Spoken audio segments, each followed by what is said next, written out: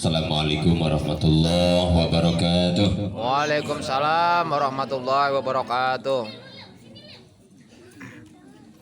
Bismillahirrahmanirrahim. Alhamdulillahirabbil alamin wa bihi nasta'inu ala umuri dunya waddin. Asyhadu an la ilaha illallah wahdahu la syarika lah wa asyhadu anna Muhammadan abduhu wa rasuluh. Allahumma fassalli wa sallim wa barik ala sayyidina Muhammadin wa ala alihi wa ashabihi wa tabi'ina lahum bi ihsanin ila yaumiddin. Amma ba'du. Faqad qala Allah ta'ala fil Qur'anil Karim wa huwa asdaqul qailin. A'udzu billahi minasyaitonir rajim. Bismillahirrahmanirrahim. Hal yastawil ladzina ya'lamuna wal ladzina la ya'lamun. Al-ayah. Wa qala Nabi sallallahu alaihi wasallam, may yuridillahu bihi khairan yufaqihu fiddin. Sadaqallahul azim wa sadaqa rasuluhun nabiyul habibul karim walhamdulillahirabbil alamin. Yang saya hormati Bapak Haji Junadi sebagai Dewan Perwakilan Rakyat daerah kita yang ada di Kota Tangerang dari fraksi Gerindra. Yang saya hormati asisten beliau, yang saya hormati Bapak Ketua RT Bapak Yusman beserta seluruh jajarannya, para kesepuhan, para asatidah, bapak-bapak, ibu-ibu, juga anak-anak yang hadir pada malam hari ini. Mudah-mudahan kita semua ada dalam lindungan Allah Subhanahu wa Ta'ala. Amin. Karena saya sudah janji di setiap di blok kita, di blok EF, insya Allah ada materi tentang fikih. Mungkin tidak sebulan sekali atau sebulan lebih lah akan ketemu dengan materi dari materi fikih. Insya Allah akan saya sampaikan pada malam hari ini. Mudah-mudahan materi yang akan saya sampaikan ini bermanfaat bagi kita. Bapak Ibu yang dimuliakan Allah Subhanahu wa Ta'ala, tak lupa kita memanjatkan puji syukur kehadirat Allah Subhanahu wa Ta'ala dengan limpahan taufik hidayah serta inayah. Kita masih bisa diberikan kesehatan, kekuatan, kemudian kenikmatan, terutama sehat jasmani dan rohani, kemudian kenikmatan, nikmat iman dan Islam kita. Alhamdulillah pada malam hari ini kita bisa berkumpul bersama dengan disaksikan oleh Ketua Dewan dari fraksi Gerindra. Alhamdulillah. Mudah-mudahan ini menjadi wasilah kita agar senantiasa solid, agar senantiasa saling bahu-membahu, bantu-membantu di lingkungan kita semuanya. Amin ya rabbal alamin. Salawat dan salam semoga tercurah kepada junjungan kita Habibana wa Nabiyana Muhammad sallallahu alaihi wasallam. Bapak Ibu yang dimuliakan Allah Subhanahu wa Ta'ala, materi yang akan saya sampaikan pada malam hari ini adalah tentang hukum fikih original nih, yang mungkin pada saat ini sudah kita lupakan karena sudah tidak pernah kita gunakan. Di dalam kitab fikih tentang toharoh ada yang namanya istinja. Saya bacakan dulu karya beliau, yaitu kitab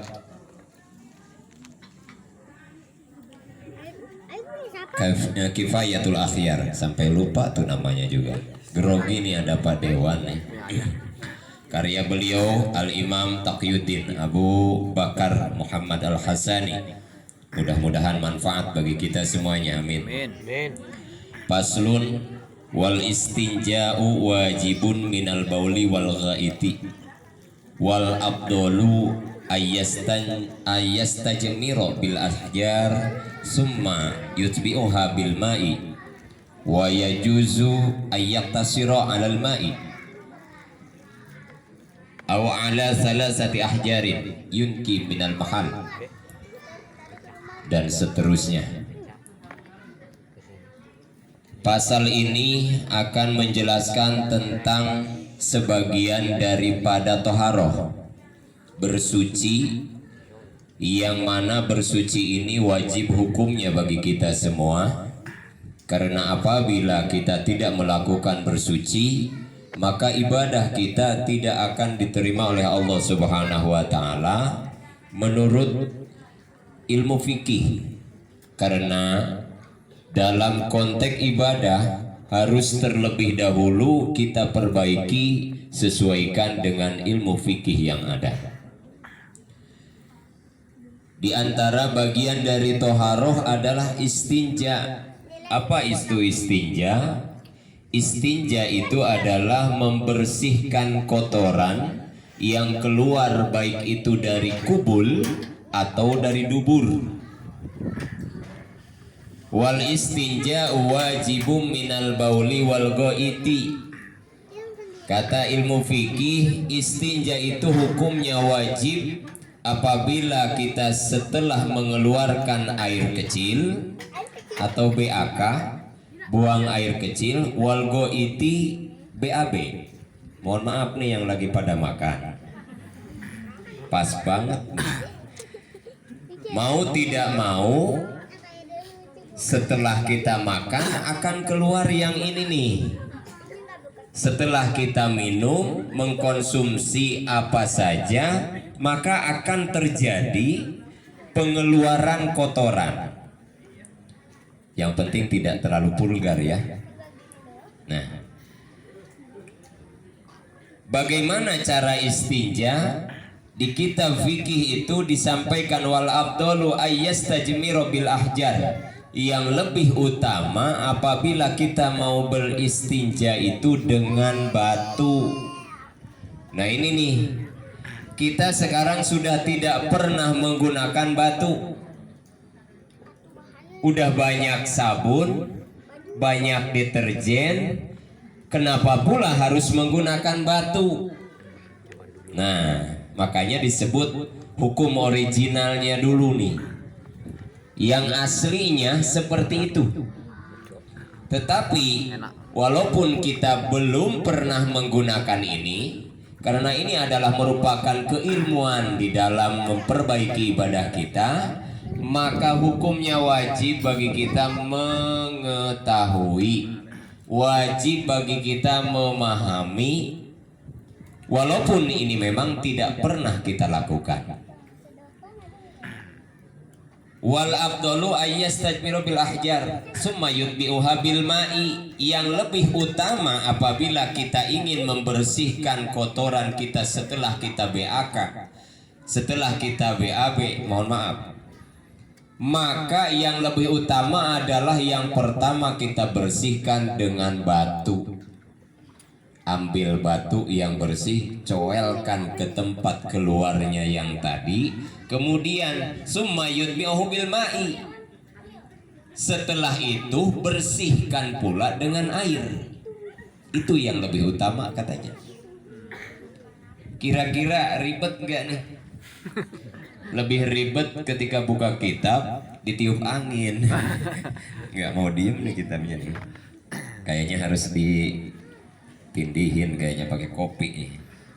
Punten ya Pak Dewan ya. Tapi kalaupun kita mau memilih salah satunya, wa yajuju ayyaqtasiru 'alal ma'i. Boleh kita menggunakan hanya dengan menggunakan air saja. Au ala salasati ahjarin, atau tidak menggunakan air tapi dengan menggunakan 3 butir batu. Jadi itu kalau mau ngirit-ngirit air nih di musim kemarau, untuk minum saja sulit, maka coba ibu bapak untuk kita membersihkan dari sebuah najis yang kita keluarkan dari badan kita, maka coba dengan batu itu. Jangan pernah punya rasa ragu. bahwa tidak akan membersihkan. Ini sudah dicontohkan dan ini memang ada hadisnya dari Rasul kita Muhammad Sallallahu Alaihi Wasallam. Tuh ya. Jadi boleh tuh kalau kita mau mengkosor atau mau mempersempit penggunaannya, air saja boleh, batu saja boleh, tapi dengan alasan batunya harus ada 3. Bagaimana kalau kita tidak menemukan batu yang 3? Maka cari batu yang memiliki 3 sisi. Jadi ada tiga pojok tuh. Puterin pojokan yang satu, pindah lagi ke pojokan yang kedua, kemudian pindah lagi ke pojokan yang ketiga. Insya Allah bersih. Yang penting tidak belepotan. Nah, kalau belepotan mah lain lagi. Ribet lah. Nah, sekarang mah banyak tisu, pakai tisu saja daripada pakai batu. Pakai batu mah sakit, tisu mah tidak. Boleh. Tisu adalah salah satu pengganti air untuk membersihkan najis juga boleh. Apalagi kita kalau berada di sebuah hotel, rata-rata hotel itu hanya menyediakan dengan tisu saja. Walaupun kadang-kadang kita ada merasa ragu dengan itu. Dan Bapak Ibu apabila ada di sebuah tempat kemudian tidak ada air atau hanya disediakan sebuah tisu saja, kemudian kita ada keraguan. Nah, di sini usul fikih menyampaikan kepada kita, da ma yaribuka ila ma la yuribuk. Tinggalkan yang meragukan, lakukan yang tidak meragukan. Kalau memang misalkan kita tidak tidak ada keikhlasan dalam hati harus bersuci dengan sebuah tisu, apalagi dengan batu, dengan selembar tisu, apalagi dengan sebuah batu, begitu bahasanya, maka hindari tempat itu, cari WC umum yang biasa menggunakan air.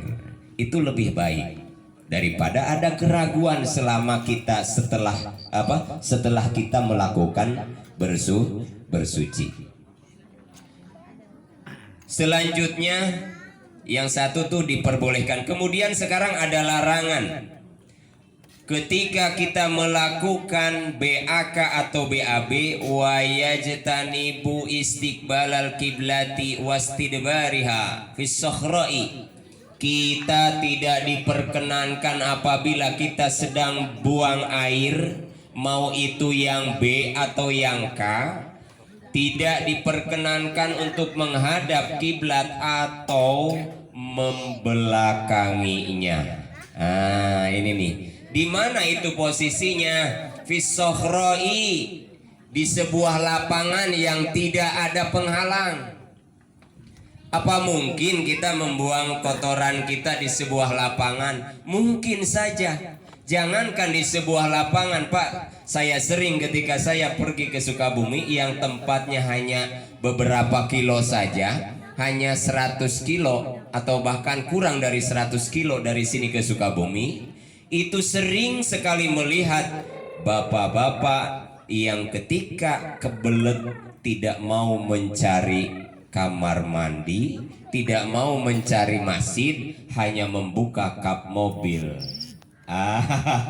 Gitu tuh, hanya membuka pintu mobil, lalu keluarlah air di situ. Ayo, kira-kira tuh, terutama yang ketika macet di tengah tol, dulu pernah macet berjam-jam. Itulah mungkin ada satu kemungkinan kita akan melakukan itu. Maka apabila ternyata kita harus melakukan buang air yang besarkah atau yang kecilkah, yang tidak ada penghalangnya, maka hendaklah menjauhi menghadap ke kiblat dan membelakanginya. Kenapa demikian? Kata Rasul, muliakan kiblatmu, karena kiblat hanya untuk beribadah sholat yang mahdoh kepada Allah Subhanahu wa ta'ala. Jangan dicampur adukan dengan membuang kotoran. Tuh kiblat saja sudah harus ya kan, apalagi masjid itu ya. Kiblat tuh. Kiblat padahal dari kita jauh banget. Maka oleh karena jauh, maka hanya perkiraan saja. Satu yang tidak diperbolehkan oleh agama adalah menghadap kiblat atau membelakanginya. Kedua, apabila kita dalam keadaan darurat kemudian tidak menemukan WC, tidak menemukan tempat yang strategi untuk mengeluarkan kotoran kita, ada larangan yang kedua, wal baula fil ma'ir raqidi, tidak diperkenankan BAK pada tempat atau pada air yang menggenang. Mungkin pernah kita menemukan di satu tempat airnya diam dengan penuh ketenangan, kemudian di situ ternyata kita ingin mengeluarkan kotoran kita, maka dilarang oleh agama. Jangan pernah pipis di tempat atau di air, di tempat yang ada airnya tetapi airnya tidak ngalir, hanya menggenang saja. Kenapa demikian? Ternyata tempat itu kata Nabi kesukaan jin. Khawatir kalau bapak setelah kencing di situ disentil sama jin, bengkak segede pinggang, gak bisa pakai celana. Aduh repot. Katanya sih zaman dulu pernah ada yang bengkak begitu. Kenapa nih bengkak? Gara-gara kencing sembarangan. Satu itu. Kedua, watah tasyajarotil musmiroh. Musmiroh maksudnya.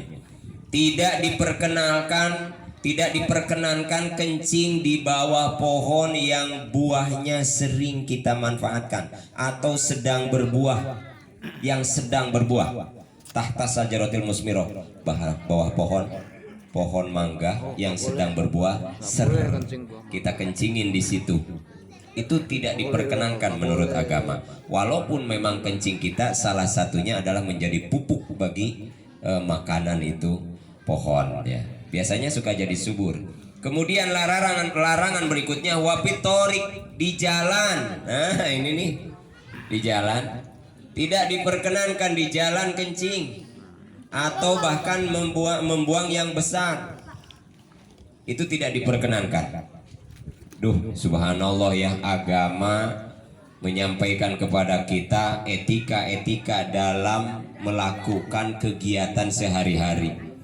Kemudian tidak boleh juga wasakbi, sebuah lubang yang lubang itu kelihatannya bersih, kelihatannya bahkan di dalam kitab fikih itu tempat yang lubangnya itu kelihatan ada bundaran bekas hewan yang masuk, licin lah gitu, rapih lubangnya, tidak boleh dikencingin. Itu rata-rata di lubang yang seperti itu adalah jin yang menempatinya. Disentil nanti punya Pak Ferry repot.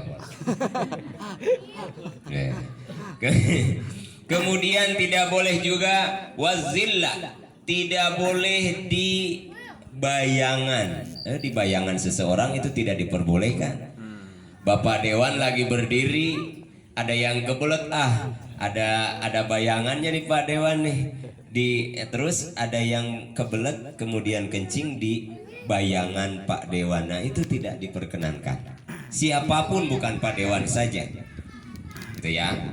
Kemudian selanjutnya, la yatakallamu 'alal bauli wal ghaiti, tidak diperkenankan ketika kita melakukan BAB dan BAK berkata-kata.